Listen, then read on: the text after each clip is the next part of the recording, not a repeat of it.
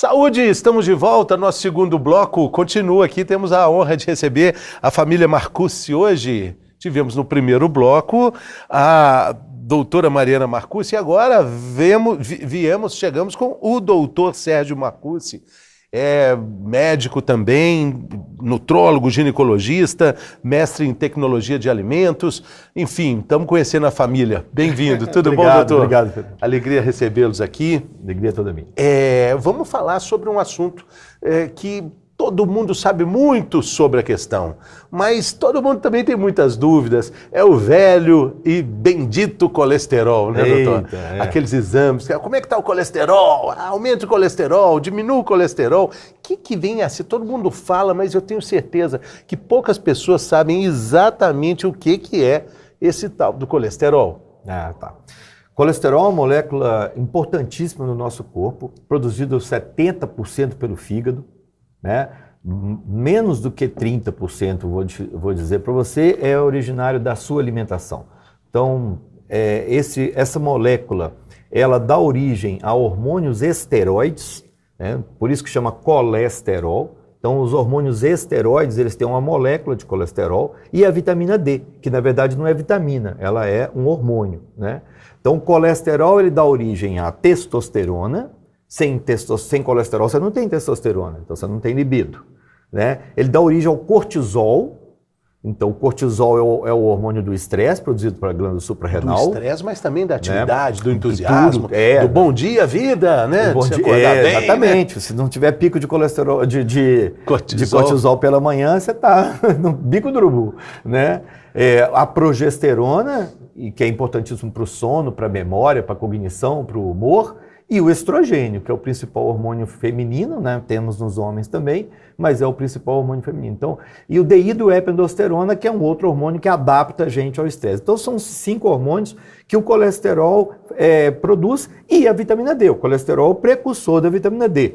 E sem colesterol, você não tem formação de vitamina D, e aí várias implicações a respeito disso. Então, é uma molécula do bem. O colesterol não é uma molécula do mal, é uma molécula do bem, né? Todavia, é um indivíduo que foi encontrado ali na cena do crime e colocaram a culpa nele, porque não tinha outro naquela época. Foi você! Foi você que produziu o infarto, né? E naquela época nós não tínhamos outro indivíduo para culpar. Foi você que entupiu as artérias, atrapalhou o caminho do sangue. Exatamente.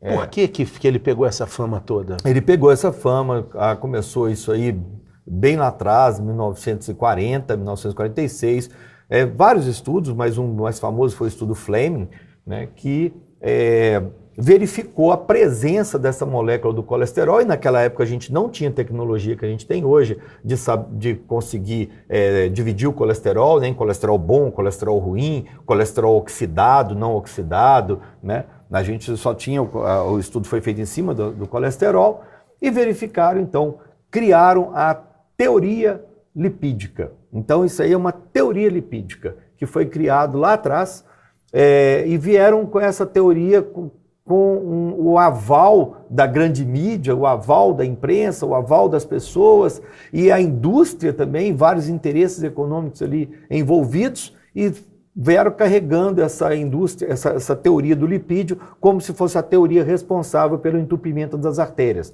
né? Lembrando que em 1900 a gente não tinha infarto, né? Infarto não existia em 1930 começou ali os infartos, e a partir daí do advento do colesterol como molécula maligna, o número de infartos foi aumentando, e com o advento da gordura hidrogenada, das gorduras trans, aí sim, na década de 70, é que houve o maior interesse em estudar essa questão da aterosclerose, do infarto, e o colesterol foi colocado em evidência como se fosse o causador disso. Mas hoje a gente sabe que o causador do infarto, na verdade, é a inflamação, né? A inflamação é o grande vilão do infarto. A gente tem inflamação, o endotélio, a oxidação e o colesterol. Esses são os 4 elementos envolvidos no infarto e no entupimento das artérias. Quando a gente fala em infarto, Na verdade, nós estamos falando de doenças endoteliais, né?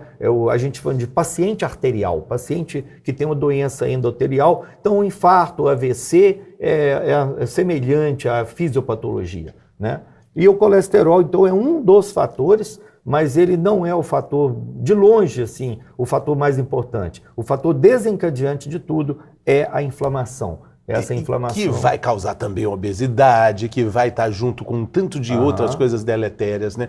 Mas quando a gente fala do colesterol bom, colesterol ruim, sempre vê aquela imagem, e um dia meu querido amigo doutor Calil, doutor Roberto Calil, a gente fez um programa lá na TV Globo, ele pegou um caminhãozinho, aí tinha um rio, pegou um caminhãozinho desse caminhão de areia e escreveu no caminhãozinho lá, LDL, aí falou, esse caminhãozinho vai jogar areia no rio, e vai deixar o rio mais grosso, mais encorpado, e vai correr dificilmente. Agora vem outro caminhãozinho, com uma pá que está escrito HDL, e vai tirar tudo que o caminhãozinho lixeiro deixou lá, né? Exatamente. Faz sentido isso? Faz todo sentido. O HDL é a molécula que retira o excesso de colesterol que está ali circulando, e o LDL, na verdade, existem dois LDL. Existe o LDL-A e o B.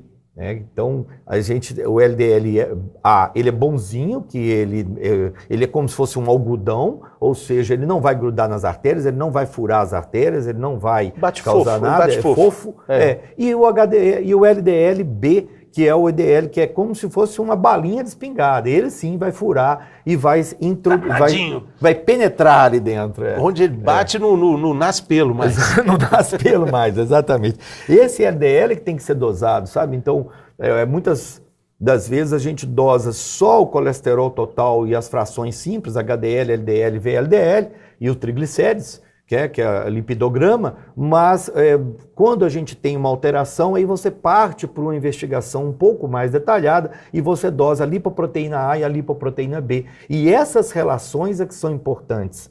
Então, a população tem como parâmetro ali aqueles valores de referência, né, que vem mudando desde 1960 para cá, mas o mais importante é uma relação, que aí anotem aí, a relação do triglicérides com HDL. Esse é o nosso padrão ouro, é a nossa relação ouro que a gente tem que preservar. Se você pegar seu triglicérides e dividir pelo seu HDL, tem que dar um número abaixo de 2,5. Se deu mais do que 2,5, ou seja, você está com risco aumentado. Essa é uma relação.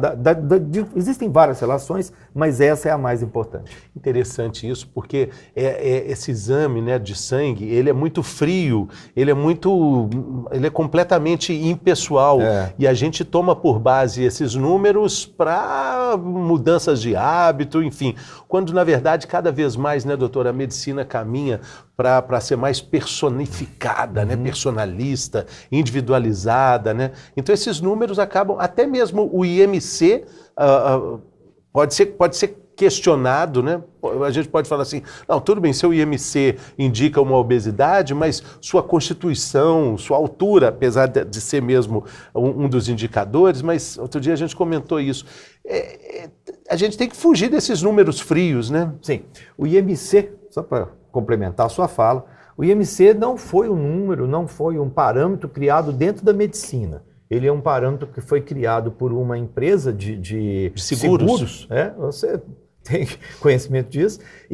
Mas ele foi adotado pela medicina como um parâmetro para estatística. Então o IMC é muito bom para estatística, para você saber, nessa população aqui, a média do IMC é tal, para você determinar o índice de sobrepeso e obesidade numa população. Mas para a análise do indivíduo único, o IMC ele não é interessante justamente por causa disso que você falou. Se o indivíduo, eu, por exemplo, eu tenho 7 quilos de massa magra a mais do que o preconizado para a minha idade e para o meu sexo. Então, se eu olhar meu IMC, eu tenho sobrepeso. Mas o padrão ouro é o percentual de gordura corporal, né? Então, eu como nutrólogo vim falar sobre colesterol e triglicérides, mas o colesterol ele é muito pouco influenciado pela ingestão de gordura, ele é influenciado pela ingestão de carboidrato. Sim, O sim. carboidrato é que é o grande vilão, o açúcar. O açúcar. É. E o senhor falou também, logo no início da nossa conversa, em 1900 as pessoas não morriam de infarto. E existiam poucos que estavam acima do peso também, né? Muito poucos, A obesidade, ela foi uma construção social, né? A obesidade, tem uma obesidade genética que corresponde a menos de 10% das obesidades, mas 90% ela é epigenética. Então a obesidade ela começou ali no final da década de 80, de 70 para 80, onde foi o advento das gorduras hidrogenadas, a indústria de alimentos cresceu bastante, onde tudo passou a ser sequinho, né? Porque você não vê a gordura. E uma mudança da nossa geração por exemplo, cadê aquele papel cinza que embrulhava o pão? Cadê aquele papel? Papel de pão, o famoso papel de pão. O famoso papel de pão. Que tinha um barbantezinho assim, né? Tinha um barbante, você punha o pão debaixo do braço e lá pra cá. Sabe quem sumiu também? A bisnaga. Bisnaga. Cadê a bisnaga? Agora é pãozinho ou os pães artesanais. Né? Então, por quê? Porque hoje tudo é com gordura hidrogenada. Então, a gordura hidrogenada ela tem a característica de ser sólida à temperatura ambiente. E é uma gordura extremamente inflamatória. Né? E isso desequilibrou a relação de ômega 6 para ômega 3. A relação do ômega 6, que é pró-inflamatório, que é oriundo de gorduras saturadas e de gordura vegetal, para o ômega 3 deveria ser de 5 para 1, que é a relação da dieta do Mediterrâneo. Mas hoje, na nossa dieta ocidental, essa relação é de 25 para 1. Sim. Por isso é importante suplementar o ômega 3. E a gente estava falando aqui, antes da gente começar a conversar, o doutor lembrou do meu querido amigo, doutor Alfredo Halper. E o doutor Alfredo, ele tinha uma questão assim muito... Era quase um mantra que ele repetia. Falou assim, todo alimento é saudável. Todo alimento tem... Se é para comer, de alguma forma é saudável. E ele falava assim, pode tudo, menos a gordura hidrogenada. Tudo tem perdão, menos a gordura hidrogenada, porque ela é silenciosa, perigosa e ela está ali escondida. Né? E quando a gente fala da importância de ler os rótulos, até nisso ela escamoteia. Mas tem outras questões que são importantes. Por exemplo, nas padarias que o senhor citou, o quindim, cocada, não tem rótulo. Né? Não, exatamente. Ali é feito com o que a farmacoteca não, né? O que a gastronomia tem de arma para que aquilo ali tenha uma forma a gordura e um gosto hidrogenada. Ideal. E a gordura hidrogenada que proporciona a possibilidade de você moldar um doce e ele ficar à temperatura ambiente perfeito. Antes eles derretiam, o bolo derretia, hoje nada derrete, tudo fica lindo, né? Bárbara, olha aquele biscoitinho ali, doutor, delícia. Nossa, eu não gosto nem de olhar para isso. Eu ganhei um biscoitinho delicioso, não quero nem perguntar se tem gordura hidrogenada, porque eu sei que está uma delícia. Mas enfim, resista a tudo, menos às tentações, né, doutor? Falando sério, como é que a gente... Nós estamos chegando aqui à conclusão de que, na verdade, o que causa mesmo esse entupimento na artéria, o que causa os efeitos... esse endurecimento das nossas artérias e, consequentemente, problemas cardíacos, não é o colesterol, é o açúcar. O quarteto maligno. Oxidação, inflamação, colesterol e endotélio, que não é maligno, ele é a vítima. Né? Então, esses 4 elementos, em conjunto, é que vão ter o papel ali do entupimento da artéria. Então, o endotélio é a vítima de uma oxidação que é dada pelos radicais livres, daí a importância de uma dieta antioxidante e da inflamação. Então, como nutrólogo, uma pergunta que chega todos os dias no meu consultório, doutor, eu vim aqui consultar um nutrólogo, mais ou menos igual ir no jardim zoológico, você vê um animal assim, sabe? Eles chegam lá e olhando para mim e falam, como é que é um nutrólogo? Eu falei, então, prazer. O nutrólogo... Ele quer saber o que comer. Eu falo, a coisa mais importante não é o que comer, é o que você tem que deixar de comer. Que é o que você tem que deixar de comer que não vai te inflamar. Então, tirar da vida o açúcar, principalmente, os adoçantes. Há pouco tempo eu dei uma entrevista sobre a questão dos adoçantes, que foi uma ideia muito bacana que surgiu lá em 1920 e veio caminhando como um interessante substituto do açúcar para os diabéticos, só que hoje a gente sabe de todos os malefícios que esses adoçantes artificiais promovem no ser humano. tirar da vida os xenobióticos, xenoestrangeiro, biótico, coisas estranhas à sua biologia. Ou seja, corante, edulcorante, acidulante, conservante, comida industrializada, né? Parar de desembalar alimento e passar a descascar alimento. É uma máxima que todos nós nutrólogos falamos. Né? E tirar da vida as lectinas. Um exemplo de lectina é o glúten. É um exemplo. Existem várias outras lectinas. Lectina é um veneno que as plantas produzem para proteger as suas sementes. Então, você olha para um alimento e pergunta, isso aqui, esse biscoito é feito de quê? Ah, tem farinha de linhaça. Ou farinha de linhaça é uma semente. Se é semente, ela tem lectina. E se tem lectina, vai inflamar o meu intestino e essa inflamação vai passar para o meu sangue. E aí sim você vai ter o problema do entupimento da artéria. E tirar da vida a caseína A1. Só deixar a caseína A2, que é leite de búfala ou de cabra. Tentar tirar o leite comum. Doutor, então, eu sou paciente do senhor, chego lá e falo assim, doutor, muito obrigado, estou indo morar em cima de um pé de manga lá em Martim Campos, sim, Martim lá Campos. em Bitira. Manga orgânica. O que eu vou fazer da vida? Só dá em novembro a manga. Doutor, mas no meio eu vou ficar levitando. O que eu vou fazer? Como é que a pessoa vai viver sem comer nada disso que o senhor falou? Repete comigo aqui, ó. Carne, queijo, ovos, verduras e legumes. Carne, queijo, ovos, verduras e legumes. É um mantra. Você fala isso, até você decora isso, você olha para o alimento, é carne, queijo, ovo, verdura e legume? Eu como. Não é? Não coma. Agora, óbvio, existem exceções? Claro que existem exceções. Né? Mas o problema é que você não pode tornar as exceções o hábito, que é o que as pessoas falam. Né? Ontem eu estava sentado ao lado de um casal almoçando e a menina colocou um pudim de sobremesa, mas assim, eu olhei para o pudim e eu não como de jeito nenhum doce. Mas o pudim te olhou também. O pudim olhou para mim. Com certeza te olhou. Rolou o clima, entendeu? Entre eu e o pudim. Mas ela falou assim, aí ó, não tem problema nenhum se você comer um só que o pudim era o tamanho de um prato. Aí ela comeu o pudim. Eu não gosto de pudim pequeno, não. Falou com o parceiro assim, aí tá vendo? Se eu tivesse em casa, eu comeria o pudim inteiro. Aqui eu comi só o meu pedaço, só que o pedaço era enorme. Então, quer dizer, essa relação do que é pouco e o que é possível, é muito subjetiva, né? E as pessoas, então... Não, e é uma mudança de estilo de vida, não é um regime. Não é. Não é um lugar para chegar, é uma forma de caminhar. A gente está brincando aqui, esses assuntos sempre rendem muita discordância, divergência, mas o que é mais importante mesmo é a pessoa encontrar uma medida do possível, né, doutor? Porque eu acho que para a maioria das pessoas é muito difícil seguir esse pentagrama aí que o senhor falou. Carne, queijo, ovos, verduras e legumes. Só. E o queijo é só A2. Não pode ter queijo A1. Tem. É difícil mesmo, mas difícil. Se a gente colocar pelo menos como prioridade, como um alvo para ser buscado, né, o máximo possível, né, desembalar menos e descascar mais, né?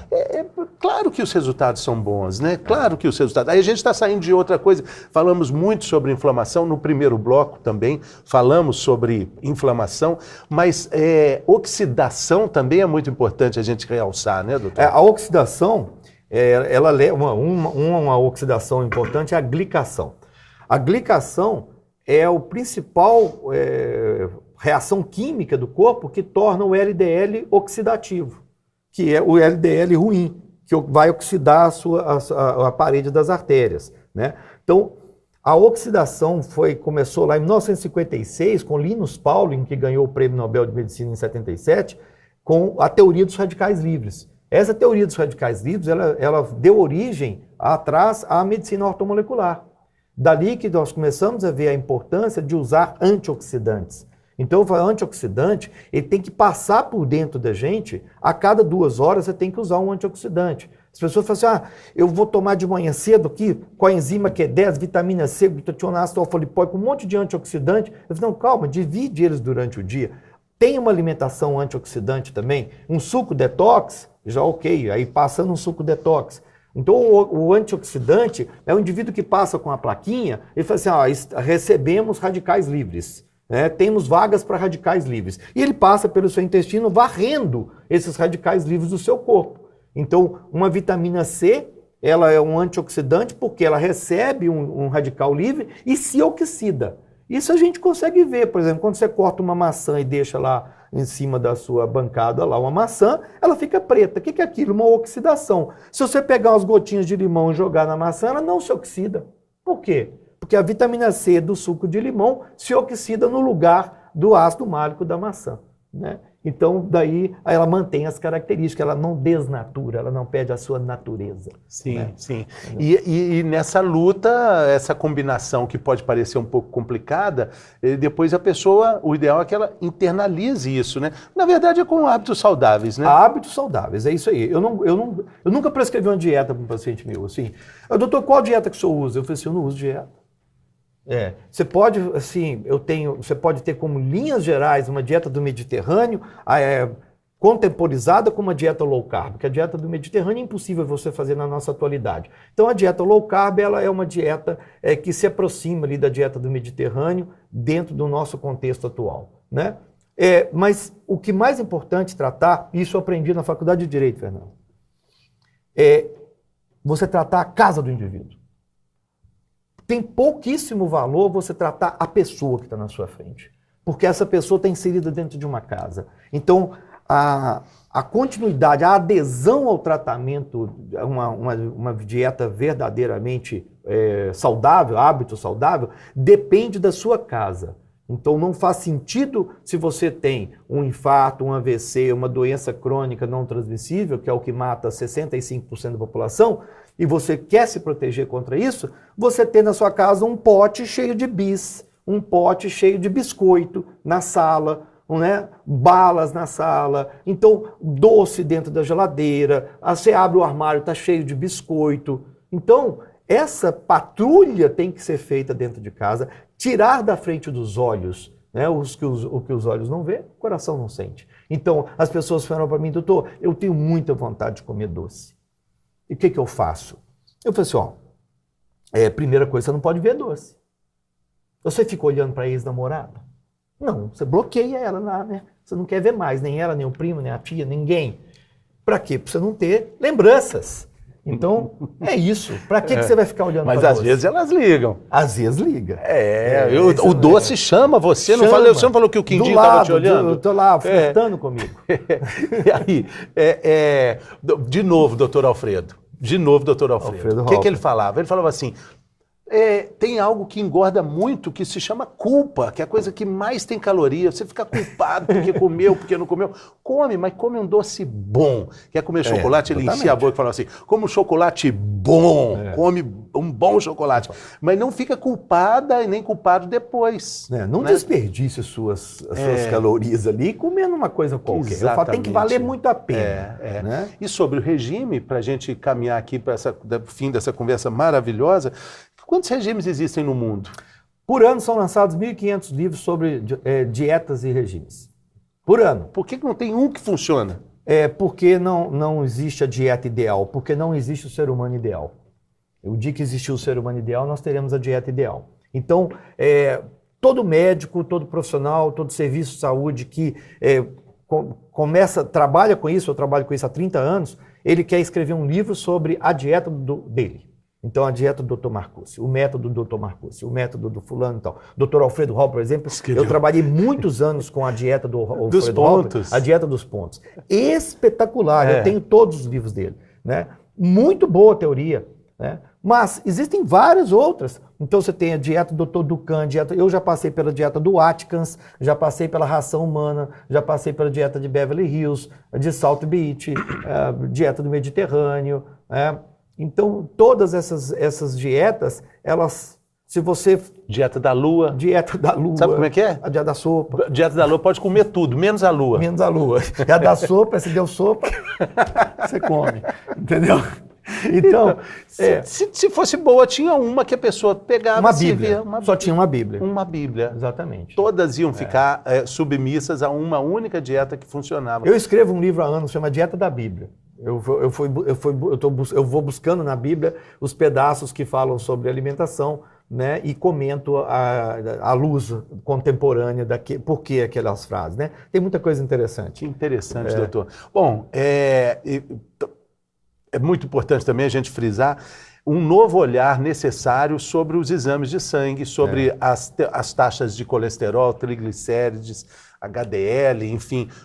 Repense isso, né? Eu acho que o grande recado que fica aqui nessa nossa conversa é repensar. Procure um médico que saiba ter uma leitura mais humanizada desses números, dessa sopa de números e letras do seu exame de sangue, né? O exame de sangue ele tem que ser interpretado, mas não, um exame conversa com o outro. Então, quando você pega o indivíduo, você vai interpretar ali como que ele está bioquimicamente. Então, você olha lá, um triglicérides alto conversa com uma insulina alta. Uma insulina alta conversa com uma hemoglobina glicada, que pode conversar ou não com a sua ferritina. Então, você analisando esse conjunto de dados que você tem na mão, você consegue identificar o risco que aquela pessoa está correndo de um infarto ou não. Porque se a pessoa está inflamada, tem um triglicérides alto, tem um HDL baixo, essa pessoa aí está correndo mais risco do que uma pessoa que simplesmente chega lá com colesterol um pouco mais alto, mas os outros parâmetros deles estão todos bons. Né? Então, a diferença é a interpretação, que vai muito além do que aqueles números. Até tantos anos, normal assim, até homens e mulheres, enfim. Essa eu acho que é a informação preciosa do programa hoje, doutor. Bom, quero te agradecer muito, doutor Sérgio Marcussi. Você tem um podcast também? Tem um podcast no meu canal de YouTube e no meu canal do Instagram. Fala aí, como é que a gente te acha? Dr. Sérgio Marcussi no Instagram e Dr. Sérgio Marcussi no YouTube. No YouTube. E lá eu coloco as minhas aulas, o material mais complexo, e no Instagram... Pelo YouTube a gente chega nas plataformas de áudio do podcast também. E aí tem tudo isso aí que a gente conversou, tá tudo lá. Tem tudo isso e muito mais. Valeu, doutor. Muito obrigado, viu? Valeu, cara, obrigado. Obrigado pela oportunidade. Fim de semana, toma uma cervejinha, não? Não. Não? Cerveja é incompatível com a vida. Feijoada? A feijoada, só a carne. Só a carne? Feijão não como porque tem lectina. Tá bom, doutor. Vinho? O vinho, sim. Vinho é bom, vinho é bom. Tá bom, então, gente. Muito obrigado pela sua companhia também. A gente fica por aqui, mas também volta por aqui. Até a próxima. Saúde!